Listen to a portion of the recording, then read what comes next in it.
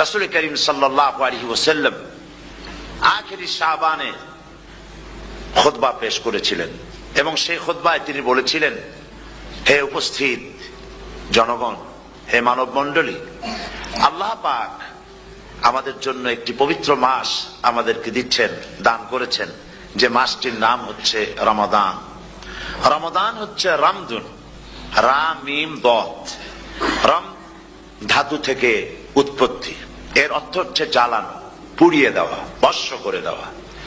রমাদান, রমজান মুবারকে যারা নাকি সিয়াম সাধনা করে, আত্মত্যাগ করে, অর্থাৎ তিতিক্ষা, ত্যাগ এবং তিতিক্ষা করে, রমজান মুবারকে আল্লাহ পাক যেভাবে রোজা চান ওইভাবে যারা রোজা রাখে, তাদের সমস্ত গুনাহ সমূহকে আগুন যেমন আবর্জনাকে জ্বালিয়ে দেয়, রোজা যদি সঠিকভাবে কারো হয় তাহলে তার গুনাহগুলিকে এইভাবে জ্বালিয়ে ভস্ম করে দেয়। সুবহানাল্লাহি ওয়া বিহামদিহি। এই রমজান আমাদের সামনে। আমি আমার আলোচনার শুরুতে আমি আপনাদের খেদমতে আরজ করতে চাই যে মাসটির মধ্যে আমরা প্রবেশ করতে যাচ্ছি, দুটি জিনিস আমাদের সামনে এখন। একটি হচ্ছে আমরা মাহে রমজানকে ইস্তেকবাল করতে যাচ্ছি, মাহে রমজান আমাদের সামনে।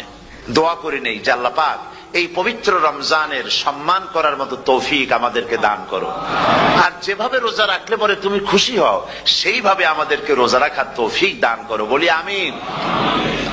এটি হচ্ছে সর্বশ্রেষ্ঠ মাস আল্লাহ পাক মুসলমানদের জন্য দান করেছেন। আবারও বলি আলহামদুলিল্লাহ। কোরআন শরীফের মধ্যে আল্লাহ সমস্ত ইবাদতের কথা বলেছেন,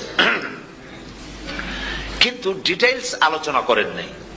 হজ করতে হবে, কিন্তু উকুফে আরাফা করতে হবে, রমিয়ে হিজার করতে হবে, রমিয়ে জেবার করতে হবে, তারপরে 7 বার তাওয়াফ করতে হবে, সাফা মারওয়া সাই করতে হবে। এগুলি কিন্তু কোরআন শরীফে আসে নাই, ডিটেইলস আসে নাই। নামাজ পড়তে হবে, কিন্তু জোহরে কয় রাকাত, আসরে কয় রাকাত, মাগরিবে কয় রাকাত, এই রাকাতগুলি কিভাবে বিন্যস্ত করতে হবে কোরআন শরীফে তা আসে নাই, বর্ণনা করা হয়নি। যাকাত দিতে হবে, কিন্তু কত টাকা হলে কত টাকা দিতে হবে, কত মন ধান হলে কতটুকু দিতে হবে, কত ছাগল হলে, কত গরু হলে, কত পরিমাণ সোনা হলে, কত পরিমাণ রৌপ্য মজুদ থাকলে যাকাত দিতে হবে, এর বিস্তারিত বিবরণ কোরআন শরীফে আসে নাই। চিন্তা হতে পারে যে তাহলে এগুলো আমরা পাইলাম কই? আমরা পেয়েছি কোরআনের ব্যাখ্যা হচ্ছে রাসূল করিম সাল্লাল্লাহু আলাইহি ওয়াসাল্লাম। হুজুর এটাকে আমাদেরকে বলে দিয়েছেন, তিনি শারে ছিলেন, শরীয়ত প্রণেতা ছিলেন। তো সমস্ত ইবাদতকে আল্লাহ পাক সংক্ষেপে সংক্ষেপে তিনি আউটলাইন অথবা গাইডলাইন তিনি দিয়েছেন আল্লাহ পাক। রমজান মুবারক হচ্ছে একমাত্র ইবাদত যে রমজান সম্পর্কে আল্লাহ পাক ডিটেইলস পূর্ণ একটি রুকু আল্লাহ পাক আলোচনা করেছেন। সুবহানাল্লাহ। রোজা শুরু করবেন কোনখান থেকে, শেষ করবেন কোথায় গিয়ে, সফরে প্লেনে যখন চলবেন তখন আপনার রোজার অবস্থা কি হবে, যদি দেশে যান তখন কি হবে, অসুস্থ হলে কি হবে, কিভাবে রোজা রাখবেন, কিভাবে রোজা ভাঙবেন, তারপরে কখন শুরু হবে, কখন কি হবে ইত্যাদি বিস্তারিত বিবরণ। রোজার মতো করে এত অন্য কোন ইবাদতের ব্যাপারে আল্লাহ এতটা বলেন নাই যতটা বলেছেন রোজার ব্যাপারে। তাহলে নিশ্চয়ই বুঝতে পারছেন রোজাটা অত্যন্ত গুরুত্বপূর্ণ ইবাদত। সবটাই গুরুত্বপূর্ণ, কিন্তু রোজাটা আল্লাহর কাছে বেশি গুরুত্বপূর্ণ। সুবহানাল্লাহ। আচ্ছা, বেশি গুরুত্বপূর্ণ কেন সে কথা কি বলবো? অবশ্যই বলবো। বেশি গুরুত্ব এই কারণে, আল্লাহ পাক বলেছেন, এটা হচ্ছে হাদিসে কুদসি। আল্লাহ পাক বলেছেন, আস-সাওমু লি ওয়া আনা আজজি বিহি। অন্য রিওয়ায়াতে এসেছে ওয়া আনা উজজা বিহি। আস-সাওমু লি, রোজা হলো আমার জন্য। কে বলতেছেন বলুন তো? আল্লাহ পাক বলছেন রোজা হচ্ছে আমার জন্য, রোজার পুরস্কার আমি দেব। অন্য বর্ণনায় এসেছে রোজা আমার জন্য আর রোজাদারের পুরস্কার আমি আল্লাহ নিজেই পুরস্কার। সুবহানাল্লাহ, সুবহানাল্লাহ। তাহলে প্রশ্ন আসে, আল্লাহ পাক বলছেন রোজা আমার জন্য, আস-সাওমু লি। আল্লাহ তো এই কথা কোথাও বলেননি আজ-যাকাতু লি, আস-সালাতু লি, আল-হাজ্জু লি। রোজা আমার, কি বলে, যাকাত আমার জন্য, হজ আমার জন্য, নামাজ আমার জন্য, এ কথা কিন্তু আল্লাহ বলেন নাই। অবশ্যই আমরা যাকাত হোক, নামাজ হোক, হজ হোক কার জন্য করি? আল্লাহর জন্য করি। রমজানের ব্যাপারে আল্লাহ খাস করেছেন যে আস-সাওমু লি, রোজা আমার জন্য। এই কথাটার অর্থ কি, তাৎপর্য কি, ব্যাখ্যা কি, সিগনিফিকেন্স কি? এর সিগনিফিকেন্স হচ্ছে এই যে প্রত্যেকটা ইবাদতের দুটি ধরন আছে। কয়টা ধরন বলুন তো? দুটি ধরন। একটি ধরন হচ্ছে বাহ্যিক, আর একটা হচ্ছে আভ্যন্তরীণ।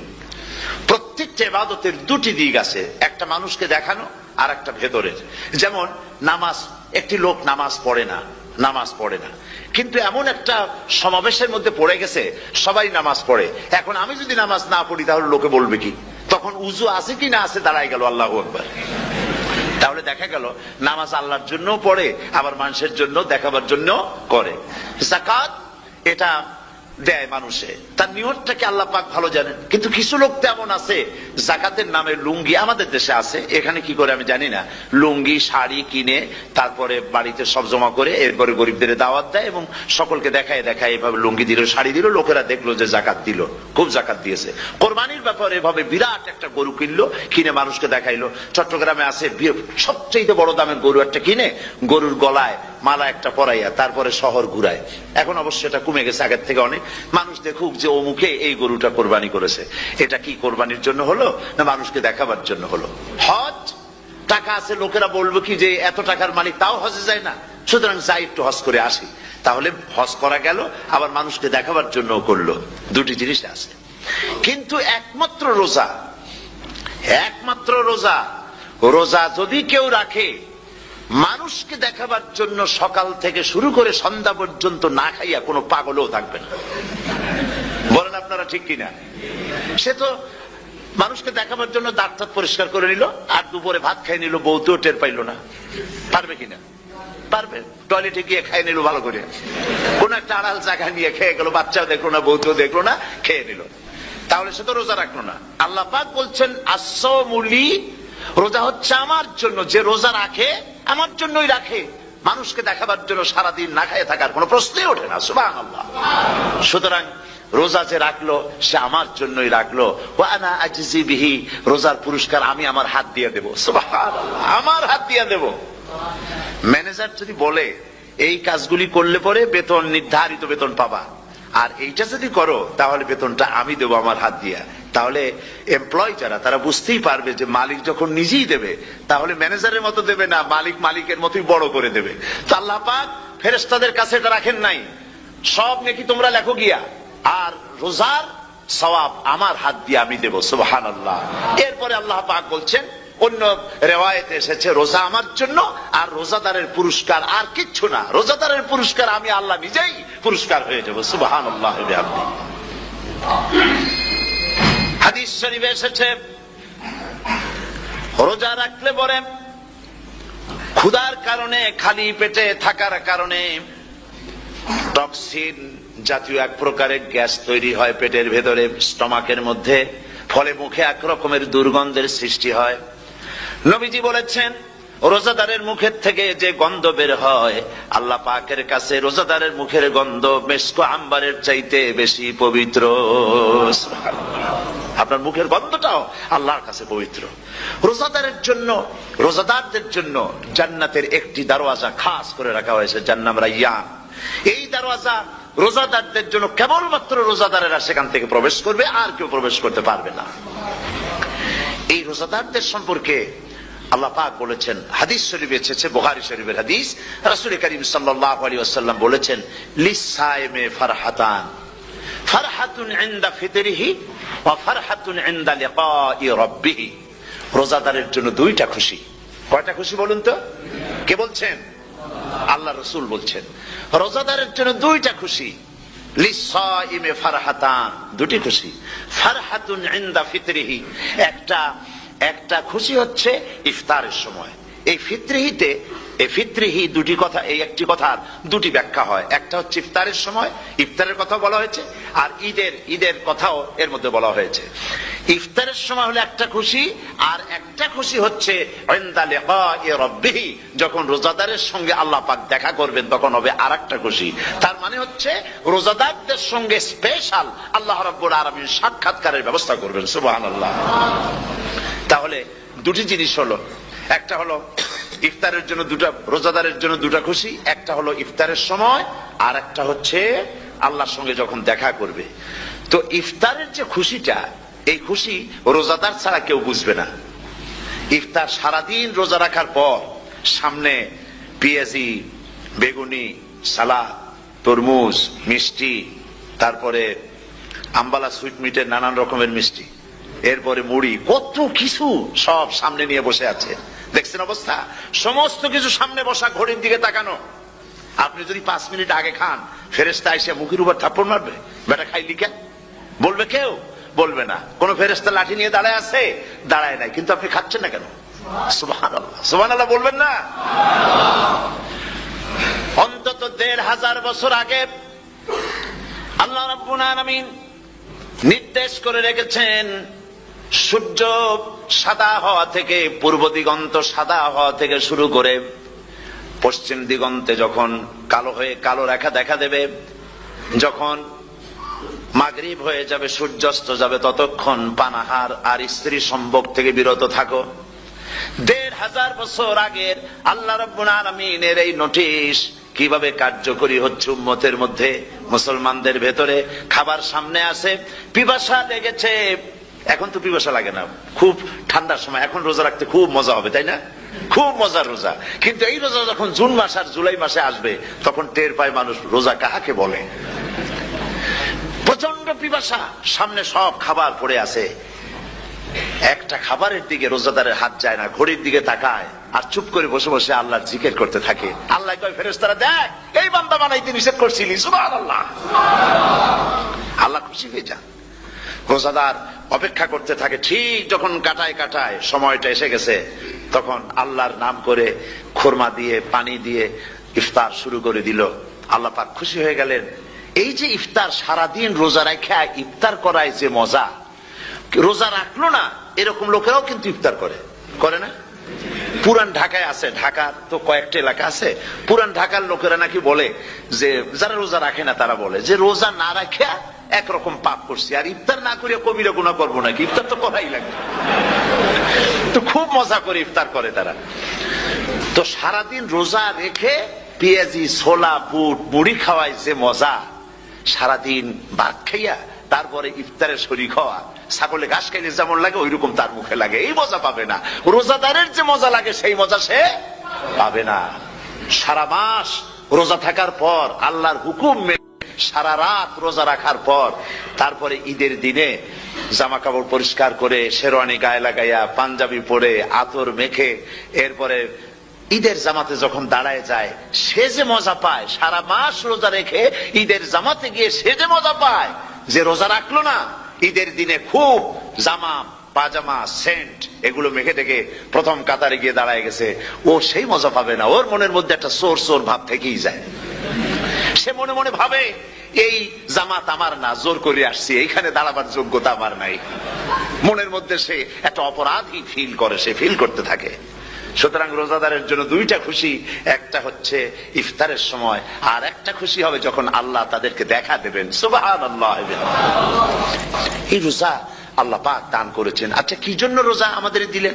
এই জন্য দিয়েছেন যে একটা মাস পৃথিবীর মুসলমানরা না খেয়ে থাকুক দিনের বেলায়, ওই না খেয়ে থাকার যে খাবারগুলি বাঁচবে, এগুলি আল্লাহ অন্য কোন এলাকার মানুষদের খাওয়াবেন নাকি? এই জন্য করেছেন রোজা, এই জন্য করেন নাই। রোজার ফজিলত আল্লাহর নবী বলেছেন, রমজান মুবারকের এত ফজিলত, মানুষ যখন কোন ইবাদত করে, আল্লাহ পাক সেই ইবাদতের নেক আমলের সওয়াব 10 থেকে শুরু করে 700 পর্যন্ত বাড়ায় দেন।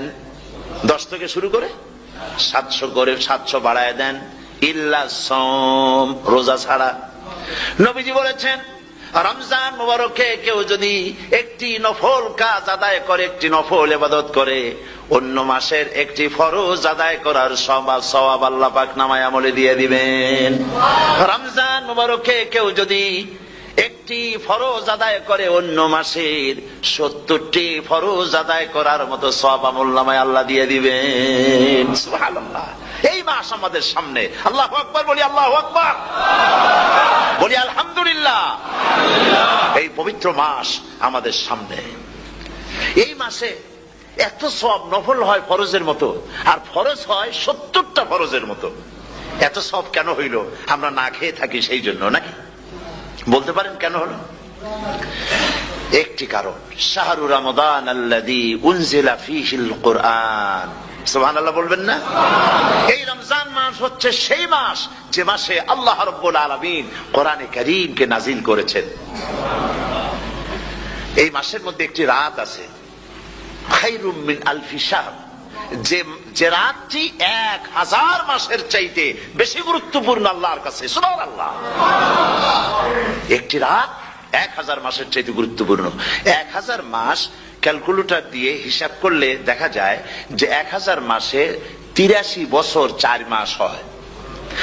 তাহলে তার অর্থ কি এই যে একটানা 83 বছর 4 মাস ইবাদত করলে যে সওয়াব হবে, এই রাত্রে ইবাদত করলে সেই সওয়াব হবে।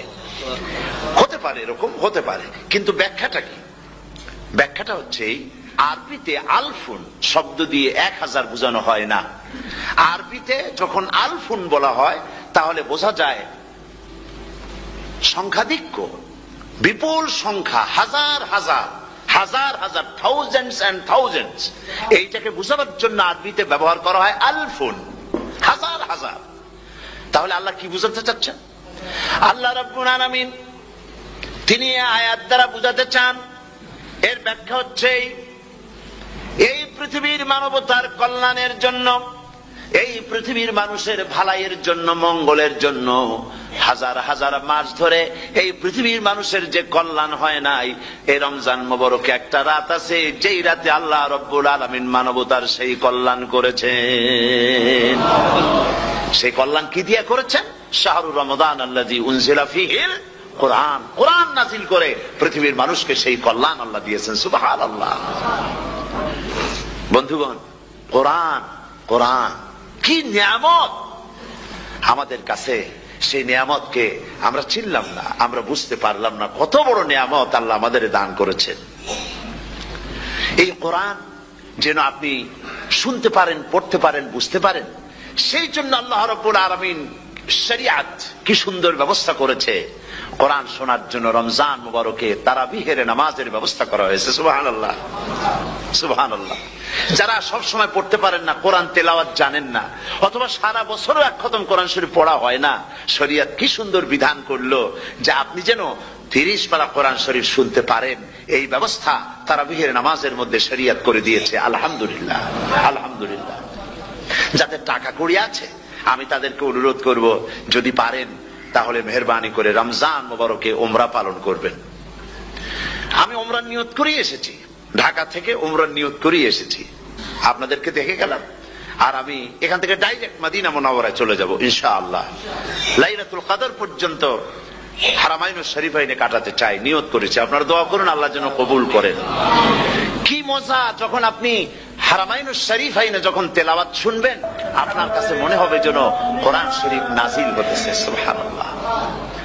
সেখানে তো নামাজের পরে হাত তুলে মোনাজাত করা হয় না, শুধুমাত্র রমজান মুবারকে বেতেরের নামাজের মধ্যে ইমাম সাহেব হাত তুলে মোনাজাত করেন। গত বছর রমজান মুবারকের লাইলাতুল কদরে আমি ছিলাম, গত কয়েক বছর ধরে আল্লাহ যাওয়ার তৌফিক দিয়েছেন দয়া করে। সেখানে লাইলাতুল কদরে পত্রিকাগুলি লিখেছে 30 লাখের উপরে লোক ছিল মক্কা শরীফের হারাম শরীফে, 30 লাখের উপরে। যখন তেলাওয়াত হচ্ছে, মোনাজাত করতেছেন ইমাম সাহেব কাঁপতেছেন, মোনাজাত করতেছেন, কাঁদতেছেন, আর গোটা হারাম জুড়ে কান্নার রোল পড়ে গিয়েছে। কিভাবে কাঁদতেছেন! সারাদিন মানুষ রোজা রেখে তারপরে ইফতার করতে যখন বসে, আমি সেই জান্নাতের কথা কেমনে আপনাদের বুঝাবো? রসগোল্লা কেমন লাগে বক্তৃতা দিয়ে 6 ঘন্টা বক্তৃতা দিয়েও বোঝানো যাবে না। যদি মুখের মধ্যে ঢুকাইতে পারি তাহলে বুঝবেন যে মজাটা কি। এটা তো আমি বুঝাইতে পারবো না কি মজাটা লাগে। সারাদিন রোজা রাখার পর সমস্ত লক্ষ লক্ষ মুসল্লিরা বসে আছে মক্কা শরীফে, কাবা শরীফ সামনে, এখানে বসে আছে। রোজাদারের সামনে আছে জমজমের পানি আর মদিনা মুনাওয়ারার খুরমা। আল্লাহর ঘর সামনে, জান্নাতের থেকে আর কাকে বলে! সুবহানাল্লাহ। আর মসজিদে নববীর ভিতরে মদিনার আকর্ষণ কাশাস আলাদা। মদিনা শরীফের আপনাকে যদি পাইয়া যায় কোন আরব, কোন মাদানী, আপনারা ছাড়বি না, আদর করে পাশে বসাবে, তোমারে আমি এই জিনিস খাওয়াবো, এইটা দিয়ে ইফতার করাবো, আমার কাছ দিয়ে তুমি উঠতেই পারবে না, আপনাকে জোর করে বসায় দিবে। মসজিদে নববীতে রিয়াদুল জান্নাহ রাসূল করিম সাল্লাল্লাহু আলাইহি ওয়াসাল্লামের কবর শরীফের কাছে বসে আপনি ইফতার করতেছেন, কত বড় নসিব! সেই জন্য আমি বলি, হলিডে করার জন্য আমেরিকা, সিঙ্গাপুর, হাবিজাবি এই সমস্ত ঘুরে কোনো লাভ নাই। হলিডে করতে চান, রমজান মুবারকে চলে যান হারামাইনুশ শরীফাইন, মদিনা আল মুনাওয়ারা, মক্কা আল মুকাররমা। কপাল খুলে যাবে, জিন্দেগীর সমস্ত গুনাহ খাতা আল্লাহ পাক মাফ করে দিবেন। রাসূল করিম সাল্লাল্লাহু আলাইহি ওয়াসাল্লাম বলেছেন, রমজান মুবারকে যে উমরা করলো, সেজন্য হজ আদায় করলো। সুবহানাল্লাহ। অন্য রিওয়ায়াতে এসেছে যে ব্যক্তি রমজান মুবারকে উমরা করলো সেজন্য আমার সাথে হজ আদায় করলো। সুবহানাল্লাহ। তো বলতেছিলাম যে কোরআনে কারীম হচ্ছে একটি বিরাট নিয়ামত। এই নিয়ামত শোনানো হয় রমজান মুবারকে। আমি এবার এসে খুব খুশি হলাম একথা শুনে যে ইস্ট লন্ডন মসজিদ তারা একটা ব্যবস্থা করেছে, সুন্দর একটা রেডিও তারা আবিষ্কার করেছে। না কি করছেন আপনারা? ট্রান্সমিটার তৈরি করেছেন। ওনারা ওখানে রেডিও বিক্রি করেন। আপনারা বহুটা খরচ করেছেন, তারা হাজার হাজার পাউন্ড খরচ করে টাওয়ার বানিয়েছেন এবং একটা ফ্রিকোয়েন্সি তারা নিজেরা নিয়েছেন, আর রেডিওগুলি 125 পাউন্ড করে ওনারা দিচ্ছেন খরচ হিসেবে। এটা যারা নিয়ে যায় ঘরের মধ্যে বসে তারাবিহের তেলাওয়াত তারা শুনতে পাবেন। মহিলারা অনেক সময় আসতে পারেন না, মহিলারা ঘরে বসে শুনতে পারবেন। ওই ইস্ট লন্ডন মসজিদে যত ওয়াজ হবে, তেলাওয়াত হবে, নামাজ হবে, আজান হবে, ওয়াজ হবে, জিকির হবে, সব আপনার ঘরে বসে আপনি শুনতে পারবেন। আল্লাহ রাব্বুল আলামিন এই ইকদামকে, এই পদক্ষেপকে আল্লাহ কবুল করুন, সবাই বলেন আমিন। এবং প্রত্যেকের ঘরে ঘরে এই রেডিও পৌঁছে যাক, আমরা বলি আমিন। আল্লাহ যেন কবুল করেন। আপনি ঘরে বসে মসজিদের সমস্ত প্রোগ্রাম পেতে পারবেন। আর কি সুন্দর সেখানে যিনি তেলাওয়াত করেন, আজান দেন, আলহামদুলিল্লাহ, তার আজান শুনলে পরে তো মনে হয় যে আমি মক্কা শরীফে চলে গেছি, মদিনায় চলে গেছি। আর তেলাওয়াত কত সুন্দর, আলহামদুলিল্লাহ। আল্লাহ তার প্রতি রহম করুন, আমরা বলি আমিন। সুতরাং বলতেছিলাম যে এই পবিত্র রমজানুল মুবারক এটি কি জিনিসটা, কি জিনিসটা বুঝাবার জন্য আমি বলি, যেমন এই ঘড়িটা এটা কেনার পর 2-1 বছর পর এটা ফাস্ট হয় অথবা কি হয়, স্লো হয়ে যায়। তখন এটাকে সারার জন্য আমরা হসপিটালে দেই। হসপিটাল মানে লন্ডন হসপিটাল না, ঘড়িরও হসপিটাল আছে। তো ঘড়ির হসপিটালে দিলাম, ওরা এটাকে দেখে শুনে ওয়াইলিং করে টরে দিল ঠিক মতো। একবার যদি ঠিক করে দিল, আবার আমার 1-2 বছর চললো, আর কোনো ডিস্টার্ব করবে না, ঠিক কিনা? আপনার গাড়ির ইঞ্জিন যদি কোন রকমের অসুবিধা করে, তাহলে গাড়ির ইঞ্জিনকে ওভারহোলিং করতে হয়, ইঞ্জিন ডাউন দিতে হয়। একবার যদি ইঞ্জিন ডাউন দিলেন, ওভারহোলিং করলেন, তাহলে আপনার এই গাড়ি 5-6 বছরের জন্য আর হাত দিতে হবে না। এ কথাগুলি বুঝতে পারছেন কিনা? সারা জীবন, সারা মাস অন্যায় করার পরে, গুনাহ করার পরে মানুষের অন্তঃকরণে কালিমা লেগে যায়। আল্লাহ রাব্বুল আলামিন রমজান মুবারকের একটা ব্যবস্থা করেছেন, ইঞ্জিন ওভারহোলিং এর মতো, ইঞ্জিন ডাউন দেওয়ার মতো।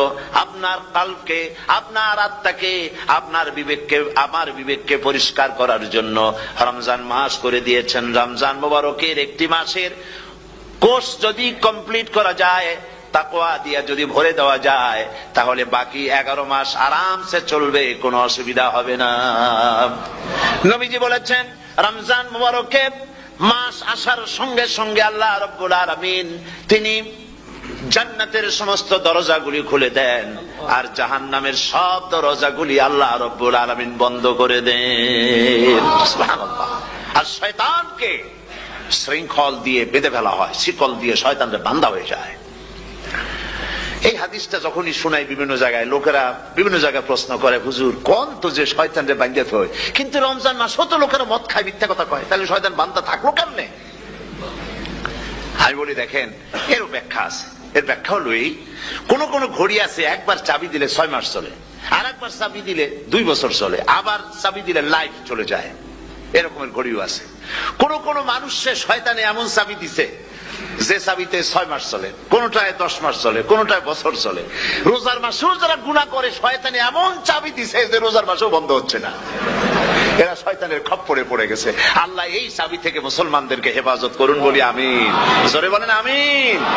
শয়তান থেকে পানাহ কেউ দিতে পারে না, কোন গভর্নমেন্ট পারবে না। ব্রিটিশ গভর্নমেন্ট পারবে নাকি?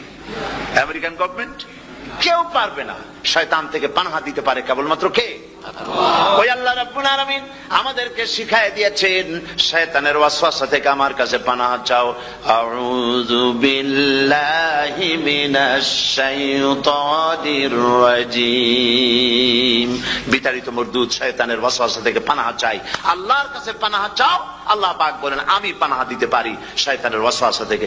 শয়তান থেকে আশ্রয় একমাত্র সিকিউরড, নিরাপত্তা পেয়েছেন আল্লাহর পয়গম্বরেরা। সুবহানাল্লাহ। আম্বিয়া আলাইহিমুস সালাম তারা আল্লাহ কর্তৃক নিয়ন্ত্রিত। শয়তানের ক্ষমতা নাই পয়গম্বরদের কাছে যাওয়া। চতুর সীমানার ভেতরে শয়তান প্রবেশ করে কোন নবীকে ওয়াসওয়াসা দিতে পারবে না, বলি সুবহানাল্লাহ। এই জন্য শয়তান থেকে বেঁচে যাওয়া, শয়তানের ওয়াসওয়াসা থেকে বাঁচা খুবই কঠিন। সেই জন্য আল্লাহ পাক বলছেন শয়তানকে বেঁধে রাখা হয়, জান্নাতের সমস্ত দরজা খোলা, জাহান্নামের সমস্ত দরজা বন্ধ হয়ে যায়। এই নিয়ামতের মাস আমাদের সামনে। প্রত্যেকটি যখন কোন ওয়ার্কশপ হয়, তো ওয়ার্কশপের জন্য এক একটা কি বলে সিলেবাস থাকে। রমজান মুবারক একটা ওয়ার্কশপ। এই ওয়ার্কশপের মধ্যে একটা সিলেবাস আছে, সেই সিলেবাসের নাম হচ্ছে কোরআন। কোরআন কোরআন কোরআন নাজিলের মাসে আমরা কি কোরআন তেলাওয়াত করি? বলেন। রোজা হচ্ছে, হাদিস শরীফের মধ্যে বলা হয়েছে আস-সাওমু জুন্নাহ, রোজা হচ্ছে ঢাল। রোজা কি কন্ত? ঢাল। বোঝেন তো ঢাল কি? প্রোটেক্টর। আপনি জিহাদের ময়দানে, যুদ্ধের ময়দানে নিরাপত্তার জন্য, বাইরের থেকে আক্রমণকে ফিরাবার জন্য কি ব্যবহার করেন? ঢাল ব্যবহার করেন। রোজা হচ্ছে ঢাল, শয়তানের সমস্ত আক্রমণ থেকে বাঁচার জন্য রোজা হচ্ছে ঢাল।